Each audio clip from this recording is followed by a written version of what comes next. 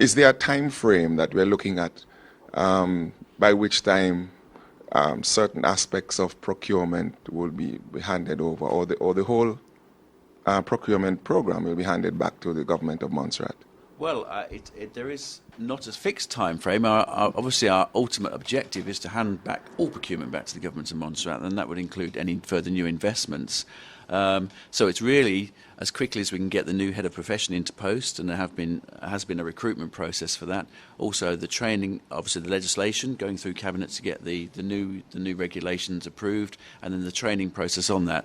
I mean, optimistically, I would say maybe 6 to 9 months. That's very optimistic. It could be within the year. I don't know. I think these factors have got to be put into place first. Just remind people of what this new commercial head of procurement would do, what the position is. Yeah, it's really to head up the unit, the procurement unit within the government, to help set the strategy for future procurement and help the government departments really have their procurement plans in place and how they will be delivered, but also then to make sure that the staff are trained and following the procedures that eventually will be the new government procedures agreed by Cabinet. That's the sort of role in a nutshell.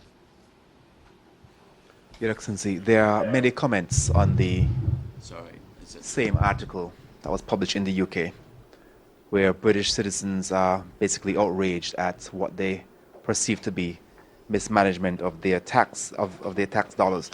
What do you intend to do to reassure them that their money was not in fact wasted, if that is the case? I think it's a matter of pride for the UK that we are one of the only member of the G7 that is committed and has put into law the fact that we will spend 0.7% of our GDP on international development assistance. That has meant, as I've said many times from this table, that during the last 4 or 5 years, when other government departments have been suffering really severe cuts, the DFID budget has increased. As I say, I think this is something that we should all be proud of, and it was and it is completely agreed by all the, again, what was 3 major parties. Now the third major party in the UK is the SNP. I'm not sure what their view on it is, but we are proud of that. What comes with that increase in budget at a time when other budgets are declining is intense scrutiny, so that the kind of comments, particularly that there were in the Daily Mail, would equally, is not Montserrat specific, to be honest. Any story, particularly run in the Daily Mail about international aid, is going to be about how awful international aid is and what a waste of money it is. And the people that will read it will respond in that way. But we know that that is not true. The Secretary of State, who has also been returned, Justine Greening, and her predecessors have always been clear that with this increase in budget comes great responsibility to ensure that taxpayers' money is spent in as efficient and effective manner as possible, and that the value for the taxpayer, the British taxpayer in this case, is maintained. And she and all the other senior management in DFID are relentless in their determination that that should happen. Because also with this budget has come much greater public, but also parliamentary, all sorts of other scrutiny, and we need to be able to defend it. So I think my response would be that you would get those kind of comments about any article about international aid. Indeed, we always have done.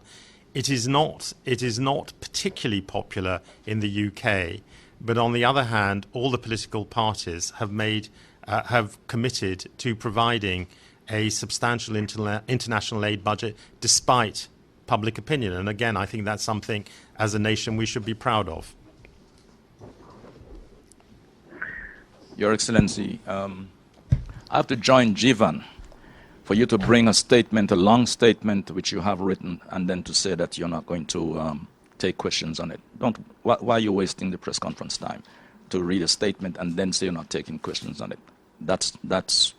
I've had comments as to what I think about that before. I'm not hearing Bennette. You're not hearing me? Oh, I'm not hearing Bennette. How can we?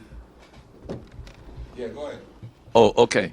I was just commenting on what you said, or rather adding to what you said regarding reading a statement that You're not taking questions on, especially when it's a long statement. To to go back to this Facebook thing that I heard about, was what on Facebook, was that put on Facebook by HMG, or did you put that on Facebook? Sorry, what Facebook thing? Can you be a bit more specific? Something about, what's it called? What was it? Your last response just now. About the no. By Oh, on the article. Daily Mail article. The Daily Mail article? No, The response on the Daily Mail. Sorry, which one are you talking about? ASSI or the Daily Mail article? I'm now speaking. I've left the statement, which you're not Right, taking okay. questions. I think that's an insult That to was us. a UK government statement which we put on our Facebook page. That was, and was that intended for the public of Montserrat? Yes. But Your Excellency, how many times I'm going to say that? That's an insult to the media in Montserrat.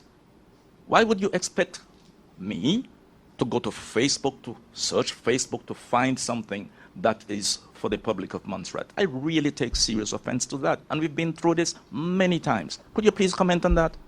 Yes, I'm a greater supporter of social media than you seem to be. Social media, Your Excellency, does not take care of the public of Montserrat.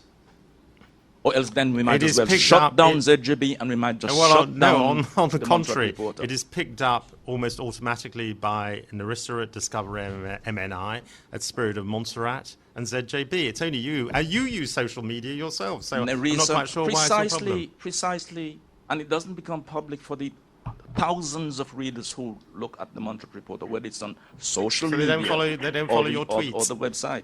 Excuse me? They don't follow your tweets? I'm I not follow your interested in them tweets. following my tweets. I don't care whether you follow them or not. My tweets are really it's not something I use a lot.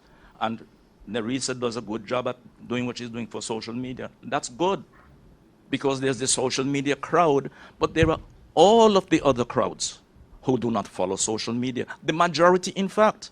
And I'd like you to know that. It's display of a certain amount of ignorance.